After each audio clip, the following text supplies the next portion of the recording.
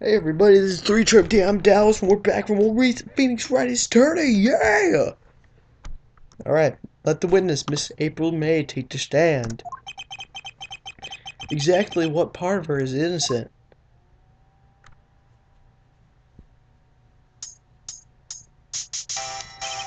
Witness, your name, please. April May, at your service.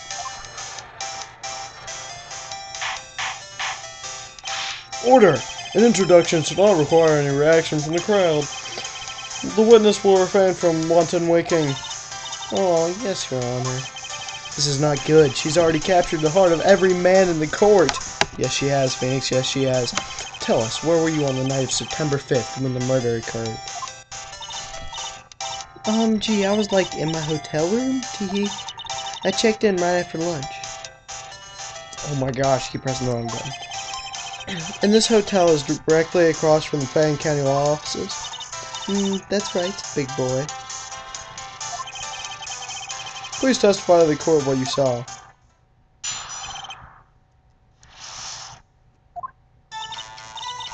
It was like 9 o'clock at night, so I looked out the window, you know, and then, ooh, I saw a woman with long hair being attacked. The one attacking her was that mousy girl sitting in the defendant's chair. And then the woman, like, dodged to one side and ran away. But that girl, she caught up to her and she hit her. And then the woman with the long hair, she kind of slumped. The end. That's all I saw. Every little bitsy witsy wink. Well, Your Honor? I see. It was a remarkably solid testimony. I don't see a need to trouble the witness any. Wait, Your Honor. Yes, Mr. Wright? What about my cross-examination? I thought the witness's testimony just now was quite firm, didn't you? Mr. Wright, I understand you were Miss Mia Fey's understudy, were you not? You must know her techniques well. Her cowardly way of finding tiny faults in perfectly good testimonies. Hey, how dare you? Well, Mr. Wright, will you cross-examine the witness? Yes, I am. I'll gladly proceed with the cross-examination, if only because I have a feeling Edgeworth doesn't want me to. She has to have some weaknesses. Very well, you may begin your cross-examination. Let's see what Phoenix has to say about this testimony. If we can get to what Phoenix says. That's it. Nothing really jumps out as contradiction. There's got to be something in there somewhere. Maybe I just press her about the facts a bit. So,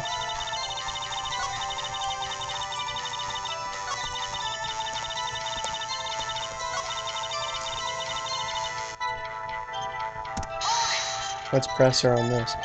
She dodged? Dodged what? Well, the attack. Please continue your testimony. Well, and she hit her. How did you know it was my client? Huh? Well, gee.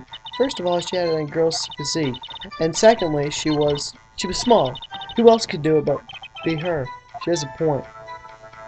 I question your testimony. Hold on just a darn minute. That testimony stinks. It sucks. What? Miss May, I'm willing to bet that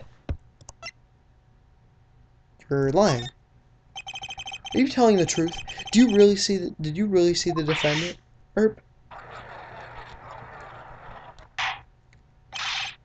Mr. Wright, what's the meaning of this? Yes, what is the meaning of this? Somebody tell me, because I'm clueless about this, Okay. If you really witnessed my client, Maya Fey, you would have noticed her clothes before noticing her physique. No one wears clothes like this on a daily basis, except her. I'm no expert on fashion, but her hairdo looks far from normal to me. However, the witness's testimony mentions neither of these things. The testimony is bogus. But, still, we don't know if she was dressed that way the night of the murder. She was, Your Honor. I saw her. And so did Detective Gumshoe. What do you say to that, Miss May? Why is it every time I record this game I have to yawn? Oh my gosh. Wow. What are you trying to say, you mean lawyer? I saw what I saw. I just didn't think all the trifling little details were necessary, darling. Miss May, the court would like to remind you, please omit nothing in your testimony. I'm sorry, Your Honor. I'll be a good girl, I promise. Your testimony again, if you would. Damn, I almost had her.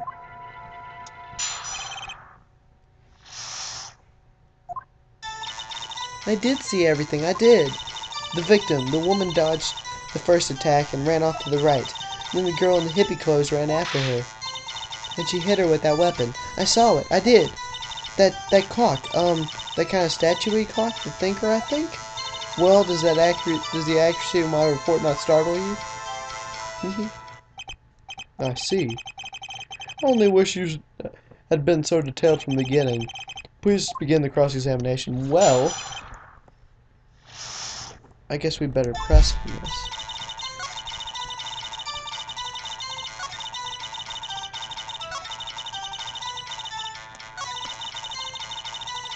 How'd she know it was a clock? They presented it as a statue. A clock? Didn't this come up in another testimony recently? Well, don't look so sour, Mr. Lawyer. You can't win them all. No, but I have a feeling I'm onto something now.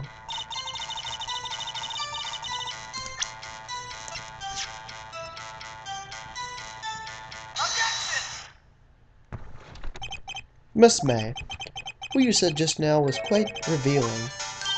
Revealing? Ooh, you'd like that, wouldn't you? Naughty Mr. Lawyer. I love how Phoenix is just like, screw you, I'm talking. You just said that this statue was of the thinker was a clock, right? But there's no way of knowing that just by looking at it. Another person much in the same position as you recently called this a clock too, and he was found guilty of murder. Order, order. Miss May, can you explain how you know this was a clock? Ooh, The witness saw the murder with her own eyes. That's all that's important here. The defense is trying to confuse the issue with trivial concerns. Yes, of course. You will withdraw your questions, Mr. Wright. But questions are all I have, Your Honor. And as you may recall, I've caught murderers with these questions before. Well, only once. Objection sustained. You may continue to question the witness. Whew, that was close. If you stop me there, the trial will be over. Huh? What? So, what happens now? What happens now is you answer my question. How did you know it was a clock? What? That's because I heard it? Yes, I heard it say the time. So you've been to the law offices of Fay & Co. No, hey, I didn't say that. Why would I go there? I heard it from my hotel room. The law offices of Fay & Co. are where the murder took place, are very close to the hotel. She could have easily heard the clock. Oh, well, Mr. Wright, are you satisfied? No, I'm not, because I'm yawning. No, Your Honor. I can't give up now. I'm not satisfied because...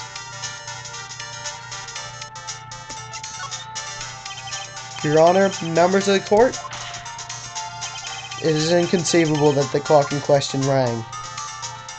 It's empty. That clock is missing its clockwork. How could you possibly? Just have a look as soon as you can. Oh! See anything interesting, Your Honor? It is as the defense says. This clock is missing its clockwork. It's quite empty. Mr. Wright, what do you care? Oh, I'd like to explain the meaning of my yawns, but I don't know how to. Would you care to explain the court the meaning of this? As you can see, the clock was empty. It couldn't have rung. Therefore, this witness is a big fat liar. Fat? Well, Miss May?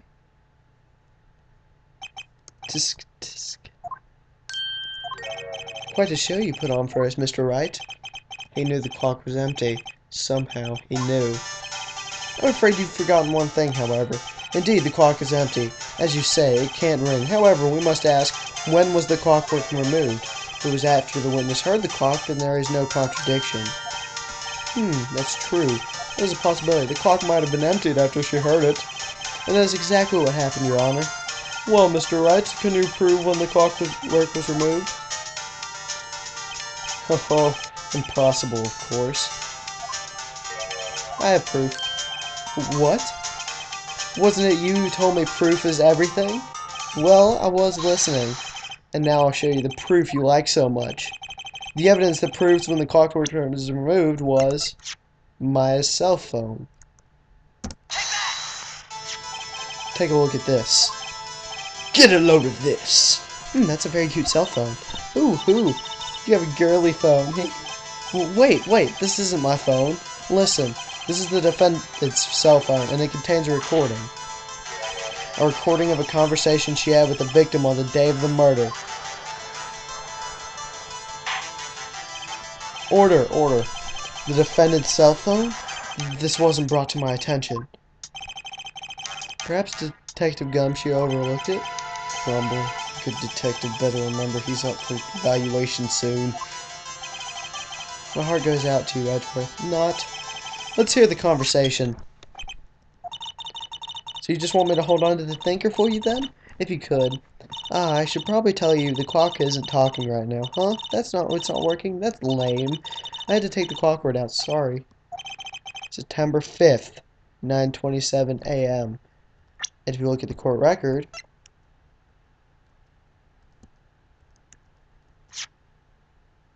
oh, whoops.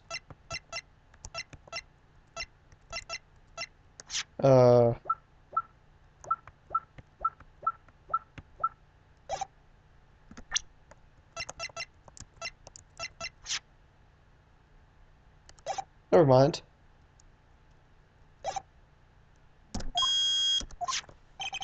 It's just the day of the murder. Your Honor, I think this recording makes it clear that the clockwork was already gone. And this was recorded in the morning, before the witness even arrived at her hotel. Well, Miss May, would you care to explain this to the court? Just how did you know that that weapon was a clock? Well, isn't it obvious? I saw that clock before. What store was that again? I got so many. Oops, I forgot. So the witness had seen it before? That would make sense. Does the defense have any objection, Mr. Wright? Yes, I do. The witness claims she had seen it before, but this directly contradicts a piece of evidence already submitted to this court. Well then, let's see it. Please produce this evidence that will prove the witness had not seen the clock before. Well, it was made by our friend Larry. It's simple. This clock was never in any store, ever. What? A friend of mine made that clock. Only two exist in the world. And the one that isn't here is in police custody. Impossible. Everything is sold in stores. Miss May, I think it's high time you went shopping for a better excuse. Oh, excuse is not on sale today? Oh, ho, ho.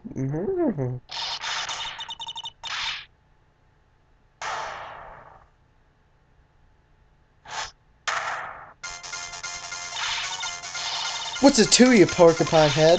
That stupid clock doesn't matter, okay? Whoa.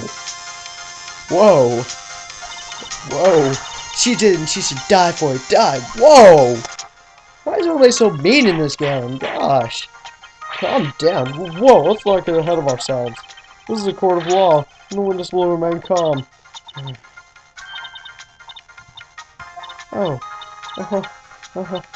That's silly me. Did I, like, lose it? I guess I did. Scary. Miss May, let me ask. Tell me, how do you know that weapon was a clock? Oh dear.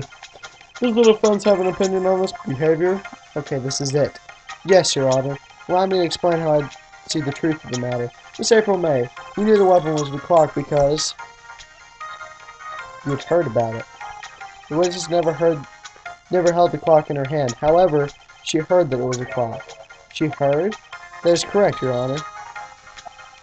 There's no other way she could have known the thinker was a clock. And I can show you the proof. Well, this is interesting. Let's see it then. Show me evidence proving the witness had heard the murder weapon was a clock. She had to go inside. She had to go inside eventually because you had to place the wiretap. Have a look at this. Ah, ooh, that's it. I found this in Miss May's room. Mr. Wright, please explain to the court what this is. Miss April May, you were tapping the victim, Mia Fay's phone, weren't you? Were you not? Oh. Your Honor, this is irrelevant. I'm not entirely sure that it is. Objection overruled. It troubles me that our witness was in possession of a wiretap. This is outrageous. Did the defense truly claim that the witness was tapping her phone? Absolutely. Even if that was the case, which it's not, you still would have one thing to prove. Did the victim ever say that the weapon was a clock on the phone? Can you prove that? I think not. Oh yeah, I think I can. It's simple. What? Here's my proof. The proof that the victim said on the phone that the weapon was a clock is... Well, in the conversation she did say it was a phone. I present the defendant's cell phone. Yes, we've seen that. Listen once more to the conversation between the defendant and the victim. Mia, what's up? You haven't called in a while. Well, actually, there's something I want you to hold on for me. Again? What's it this time? It's a clock. It's made to look like that statue, the thinker, and it tells you the time. Miss April May, you used a wiretap to listen to this conversation. That's how you knew the thinker was a clock.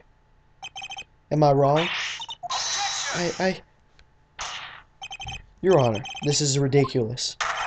Your Honor, look at the witness's face. Does she seem amused to you? The defense demands an answer. Witness, answer the question. Did you tap her phone? Miss May. Shut up. All of you. What gives you the right to talk to me like that? You lawyer?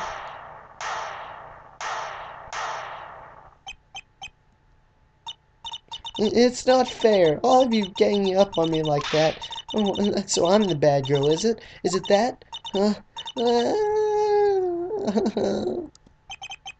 That did it. The court's seen the real Miss April May. Now to deal the final blow. Why did you tap her phone? Answer the question. Do I have to? Isn't this a murder trial? Isn't tippity tapping irrelevant? Gosh, she's saying exactly what Edgeworth wants her to say. Miss May, you tapping the victim's phone. I hardly call that irrelevant. While this court does not condone the defense's tone of speech, he has a point. Well, Miss May, do you have an explanation for the court? Can you prove you had nothing to do with this murder, even though you tapped her phone? Huh, I'd like to see her pull that off. Mr. Lawyer, I saw that evil grin. You're probably thinking, I'd like to see her pull that off, weren't you? Damn, she's good. Well, you're not the first man who's thought that. And of course, I can, and I will. You can't be serious. No way. Way, I say. Way. Oh, and I assure you, I'm serious, Mr. Lawyer. Okay, so the killing happened around 9 a.m. at night? Like 9 p.m. at night? Why, that's just when I was getting room service for that sweet bellboy. Room service? Iced coffee, I believe it was. Iced coffee, you know, like normal coffee, but cold? If you don't drink it quick, the ice melts, and then you have regular cold coffee. Iced coffee? Think I'm making this up? Ask the bellboy. Ergo, the witness was not on the scene at the time of the murder. So, where does that leave us? It is my great displeasure to inform you that the witness appears to have been tapping the victim's telephone. However, that is a separate crime, no bearing on this current case whatsoever. Her testimony stands. She saw the defendant, Mia Fay, commit murder. No, they go in the lair, just walk away. There's no way I can win this unless I tie Miss May to the murder somehow. Well, does the defense have anything to say? Well, come on, think of something. I'd say we better call this bellboy as a witness. The defense would like to call the hotel bellboy as a witness. There's something suspicious there, and I'm going to get to the bottom of it. I think you've sunk in quite low enough already. I object to calling the bellboy. Why? What's your reason? Because I hold that the wiretapping had nothing to do with killing. However, if you agree to one condition, I'll consent to calling this witness. Condition? If Miss April May's alibi is not called into question after you examine the bellboy, then you will recognize that Miss April May was not the killer, thus she is innocent. Therefore, you must accept the verdict of guilty, Miss Maya Fay. That is my condition. What? I'd better find something suspicious in that bellboy's testimony. Otherwise, Maya will be declared guilty on the spot. What should I do? Alright, I've got nothing to lose. Except for, well, everything. Understood, I accept your condition. Fool. You fell right into my trap. Wait. Very well. The court calls the hotel bellboy to the stand.